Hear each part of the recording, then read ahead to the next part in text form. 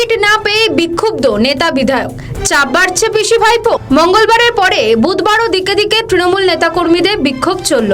মঙ্গলবার তৃণমূলের প্রার্থী তালিকা প্রকাশ হতেই দেখা গেল বেশ কয়েকজন বিধায়ককে টিকিট দেওয়া হয়নি, যাদের মধ্যে অনেকেই প্রকাশ্যে ক্ষোভ প্রকাশ করলেন।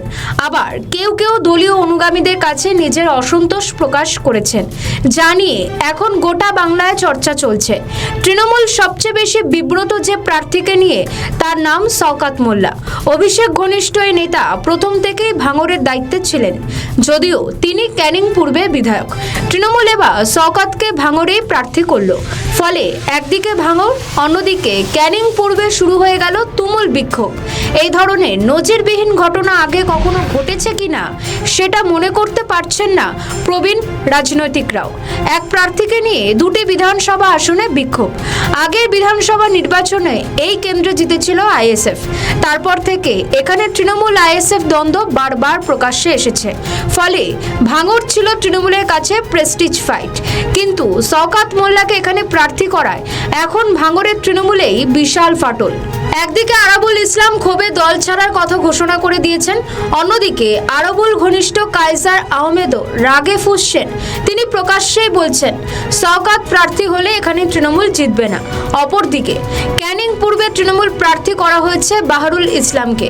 ওই এলাকা তৃণমূল কর্মীদের দাবি বাহারুল বহিরাগত, তারা প্রার্থী মেনে নেবেন না। এবার আসা যাক উত্তরবঙ্গের দিকে। তৃণমূলের প্রার্থী তালিকা প্রকাশের পর কয়েক ঘন্টার মধ্যেই দলীয় পদ থেকে ইস্তফা দিয়েছেন খগেশ্বর রায়। তিনি ছিলেন রাজগঞ্জের বিধায়ক, তাকে এবার প্রার্থী করেনি দল। এই জায়গায় আনা হয়েছে এশিয়াডে সোনাজয়ী অ্যাথলিট স্বপ্না বর্মনকে। এরপরই ক্ষোভে ফেটে পড়েন খগেশ্বর, প্রকাশ্যেই বলেন দলের সঙ্গে সব সম্পর্ক ত্যাগ করলাম।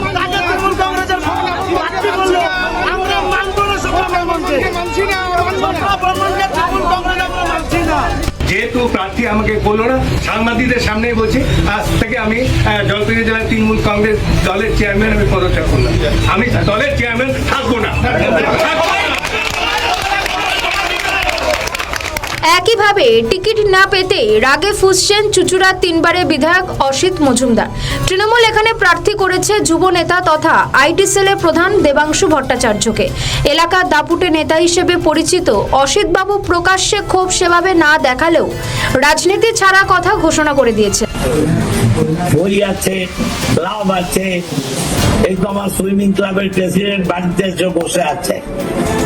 ক্লাব করবো, মাঠ করবো, বই পড়বো, সময় কাটাবো, আর নিশ্চয়ই একদম তো বেকার হয়ে যাব না।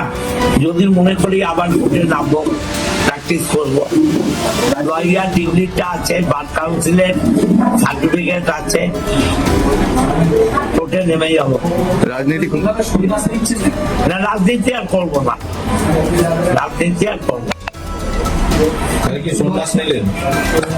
রাজনীতি থেকে বিশ্রাম নিলাম। দল কাজ করতে বললে কোলামিল করতে হবে নাকি? ঠিকা চাকর নাকি?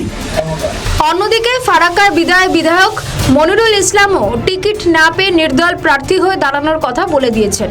সব মিলিয়ে তৃণমূলে বিদ্রোহীর সংখ্যা বাড়ছে, যা এই কঠিন লড়াইয়ে আরও চাপে রাখবে শাসক দলকে।